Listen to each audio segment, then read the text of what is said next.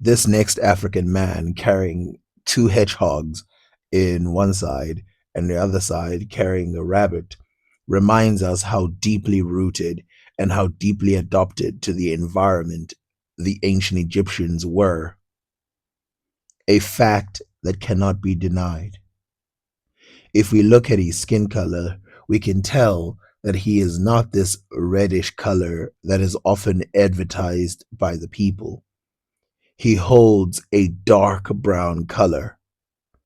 It is not a opportunity to talk about genetics, although there are several scholars which I would have loved to be here so that they can explain to people that one form of genetics coming from one person does not take away decades of information that to this day has no real response, like those of Diodorus Siculus, who said that the ancient Egyptians were a colony of the Ethiopians, a piece of wording that reminds us that the Egyptians, for the most part, are still connected to the continent of Africa.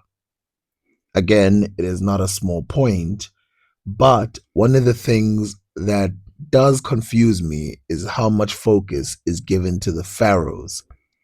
And the reason why I say this is because there's a lot of tropes that exist within the ancient Egyptian circles where people talk, where 90% of the information is true if you only focus on pharaohs, which is why we need to highlight ordinary people and how they would dress.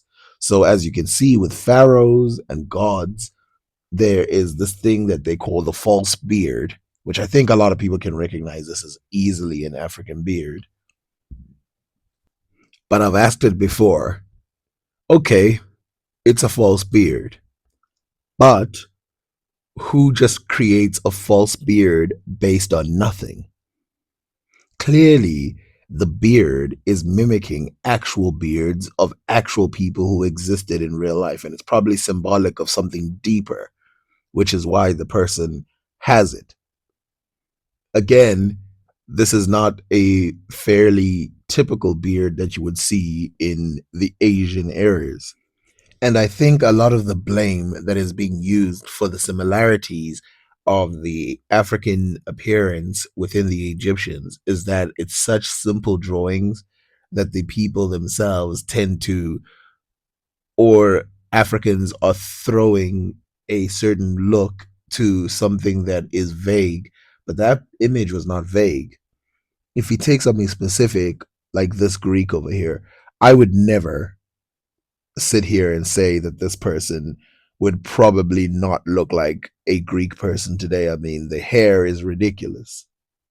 And even the Eastern versions of these type of people, which show clear signs of Asiatic feature forms, it still confuses me to this day why they think that. And I want people to keep that in mind, that it doesn't even matter if people are wrong or right. It really has to do with, are we looking at the same exact thing? Can you understand why somebody would look at the form of this Egyptian man and feel very hesitant to argue or think that he in his life must have looked like this Asiatic person right here? Now, there are some people who do the opposite thing where they try to un-Asiatic the Asiatics, and I'm not one of those people. In good faith, I have to say it's quite clear that Asiatics, for the most part, look like Asiatics, though their skin color was much darker than what a lot of people are today. And this is probably due partially to the Indo-European invasion, which, to be fair, did happen quite early. But even that type of invasion, even that type of movement had its controversial moments. And DNA evidence did make it seem like the people who were pushing that movement were completely incorrect. But more evidence came out and things started to go the other way. So, of course, the question that we should first ask is, if we were to interview the Asiatics and interview the ancient Egyptians themselves, the ordinary people, who would they agree with? Would they see themselves as united with the Nubians as a group, or united with the Asiatics as a group?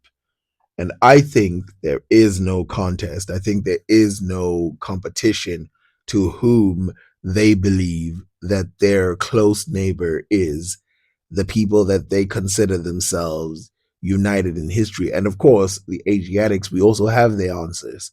They've said, the people of Persia have said that Nubia and Egypt are united as a unit. This, of course, we see under so many Persian kings. Then, of course, we have the Bible that announces this. Then we have the Greeks who have several writers. Then we have Romans who write about this connection. And even later, Islamic scholars, which I think I have to show some of the Islamic art because I think a lot of people are not aware of how dramatically different Islamic art is to what people think in their head, which is what one of the reasons why we say that it also helped bring in the Renaissance.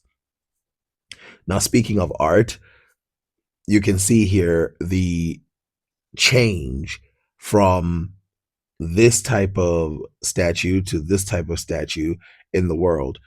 So, not only just words, but even when they copied the statues, why is it that there's this subtle change? Why didn't they go, well, we all look like this, right? We're all Asiatic people, right? We're all Asiatic people. So when we depict the people, they should all look the same. Everything else is 100% copied. The stance is copied. I mean, the clothes are not, because the culture is a little different. The ancient Egyptians are a little more modest than the Greeks, which is funny because people kind of flip that today. But it's not just about that, because look at this other statue. This one, which came later, you can still see that front step, that Egyptian front step, that blocky body. But look at the face. This is no longer an Egyptian. It's no longer okay, this is a young man from Egypt and this is a young man from that area. So the question is, what are we looking at here? Why does this person look so strange? I mean, clearly he has some Greek influence in this. He has that initial ancient Egyptian influence onto this, but he doesn't look like a proper Greek statue. If we zoom into his face, the first thing we see is something that I think is very typical of a lot of Persian art. This giant smile that you see in sphinxes, you see in a lot of things, a lot of the depictions from Greeks. There's not a lot of smiling. A lot of the faces, they have this sort of artsy look, and I think it's also true of ancient Egypt. This almost emotionless, unwavering face, which, by the way, look at the lip difference between these two people and how they portray themselves. But then once you go to the Persians, there's this giant smile that cracks up. And in fact, I can see some of the similarities in how they're forming the mouth. Like, concentrate on the mouth, and I show you an Egyptian. And you can see this Egyptian, of course, has got typical ancient Egyptian hair, typical no beard that you usually see in Egypt, and the hollow stare. I mean, there's a mild smile, if you can call it that, but you can see there that the sort of digging of the mouth rather than putting it on top of the face is this typical Egyptian style that they did.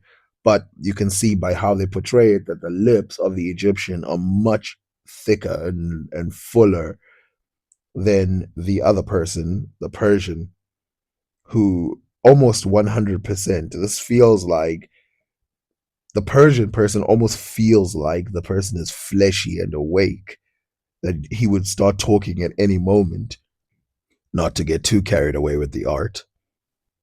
To give another example, we can see this other person also pulling up one of the mildest smiles you've ever seen, this ancient Egyptian man.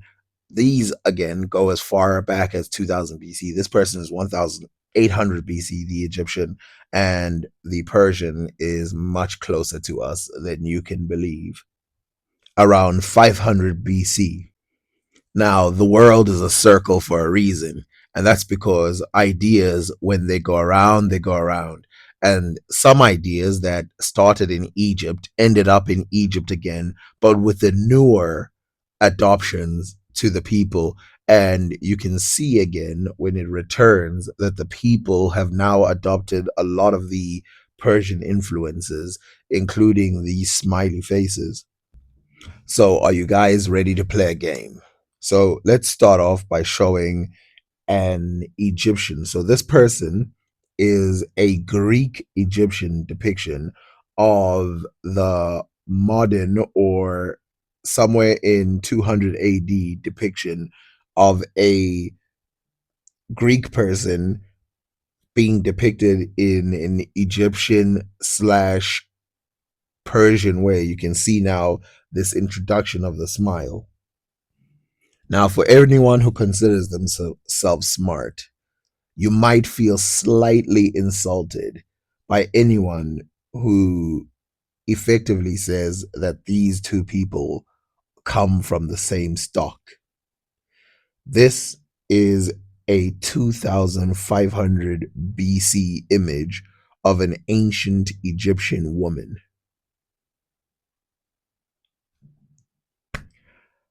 Notice any differences? Anybody? Is there anybody out there who can instantly spot some differences? One, of course, being the nose, the lips. To be fair, eyes can be any shape. It's hard to tell. The hair. To me, the lips and the nose and the small face itself, it's very insulting to think that this image could be anybody except I mean, an black African person.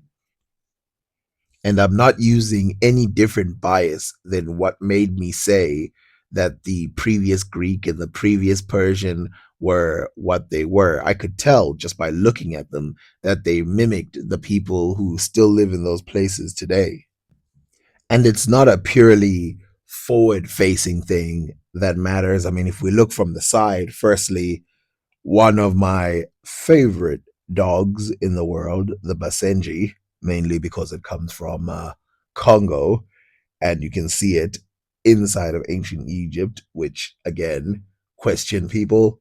A dog from Congo that we know was developed from Congo, and we can tell because of its genetic history and its lack of existence outside of Africa, but complete ubiquity inside of Africa.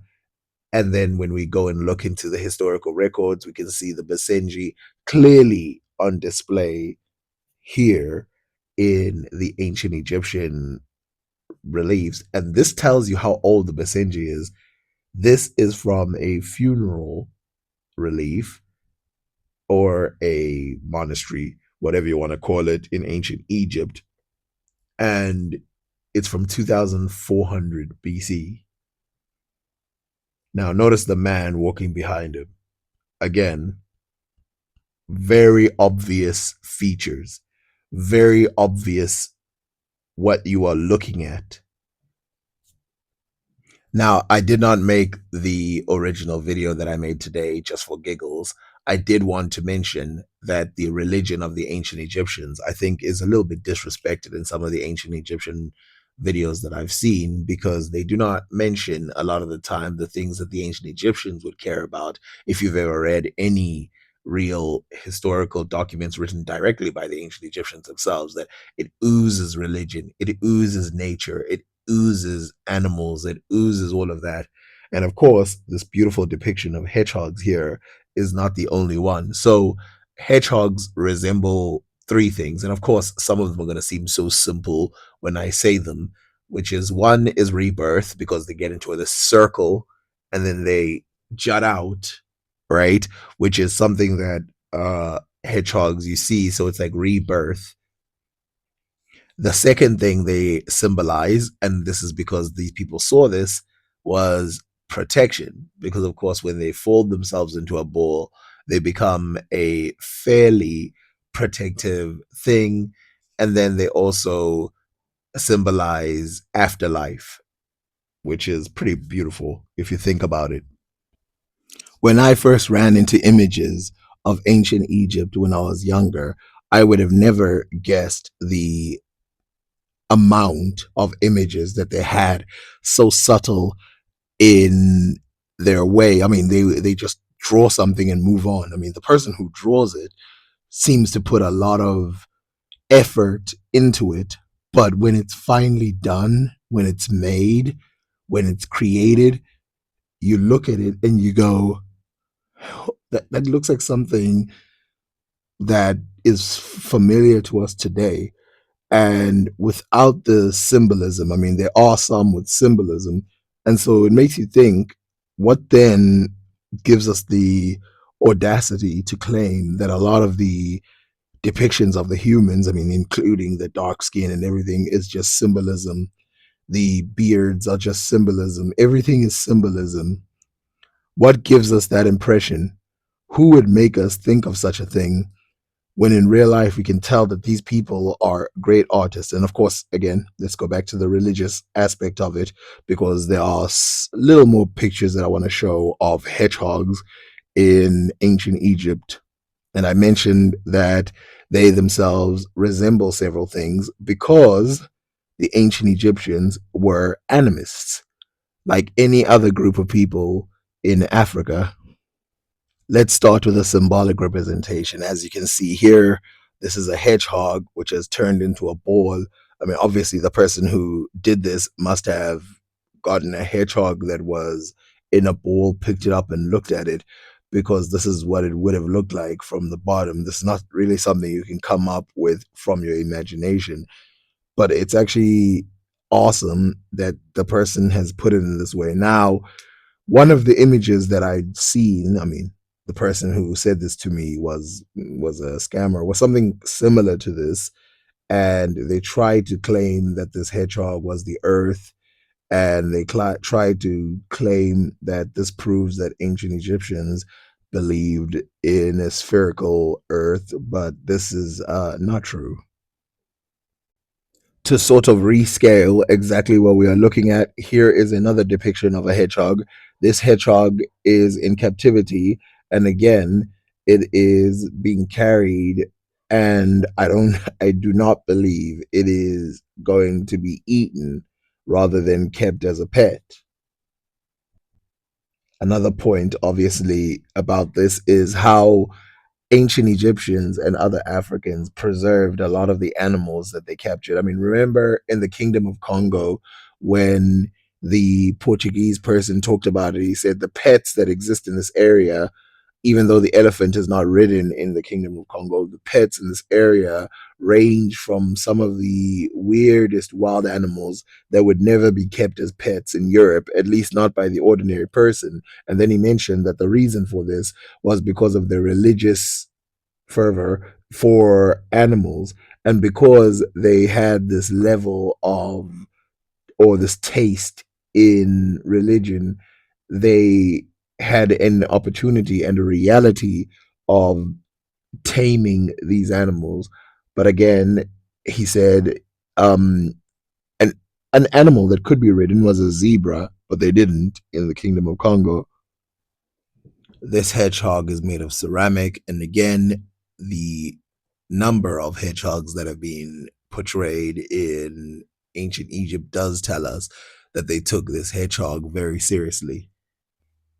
This suspicious image is apparently showing a goddess at the review of the weighing of the hearts. The obvious question is there a goddess in ancient Egypt related to hedgehogs, especially when it comes to the dead? Like I mentioned, it is very spiritual in this sense. And of course, later in other videos, we should compare what the hedgehog means in different African cultures.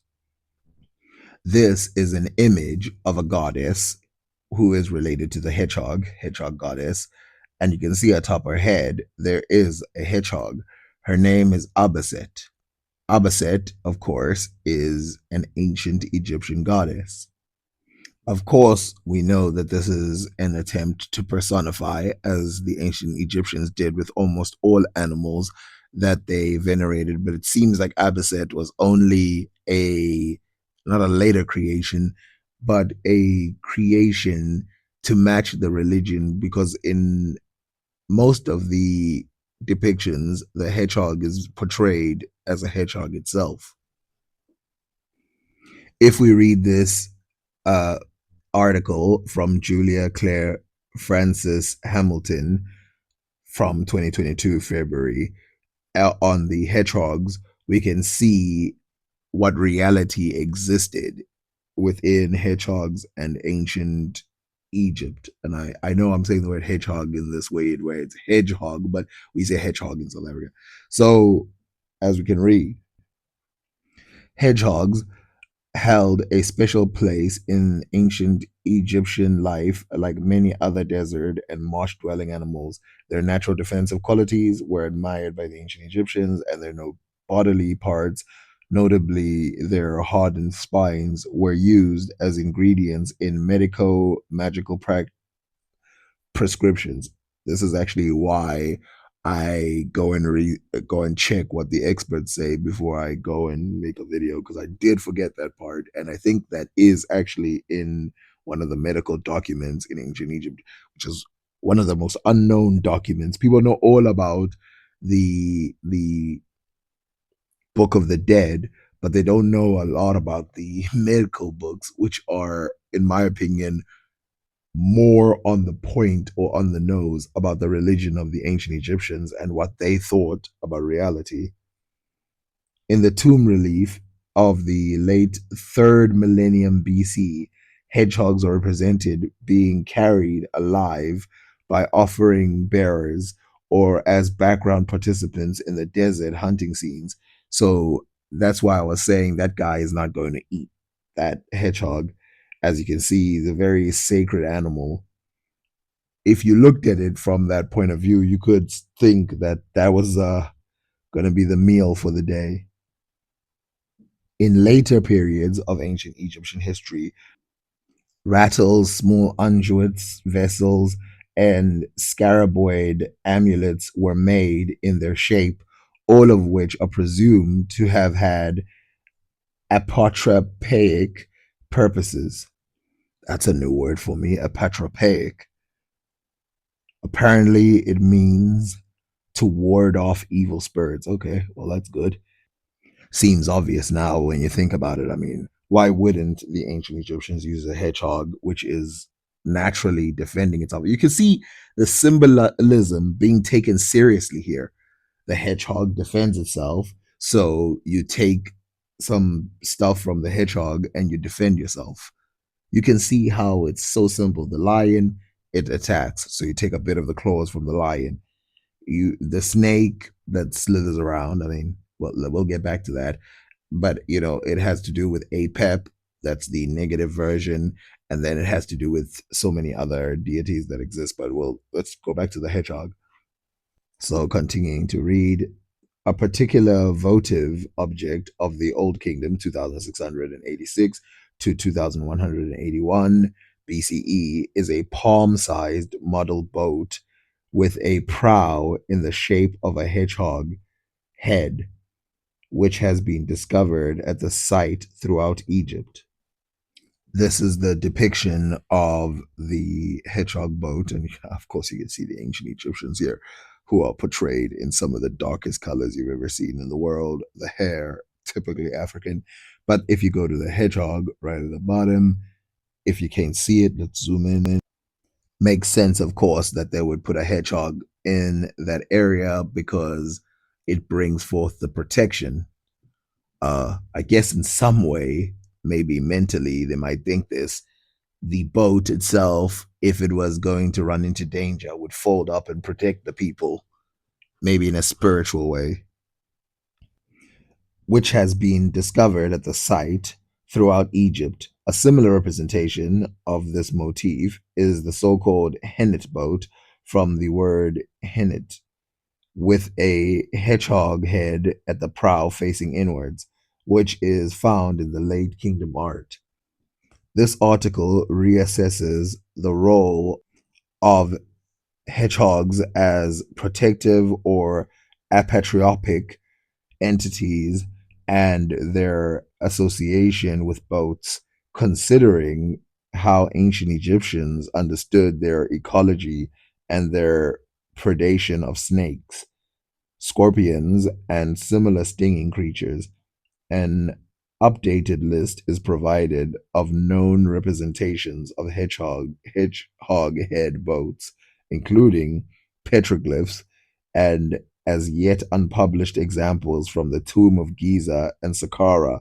The meaning of the ancient Egyptian word hennet is also re examined in relation to the representation of the ravine and marsh water boats in the Old Kingdom tombs. Beautiful. So you guys are probably thinking, what did that other guy that I mentioned earlier tell me about porcupines and the shape of the earth and all of that?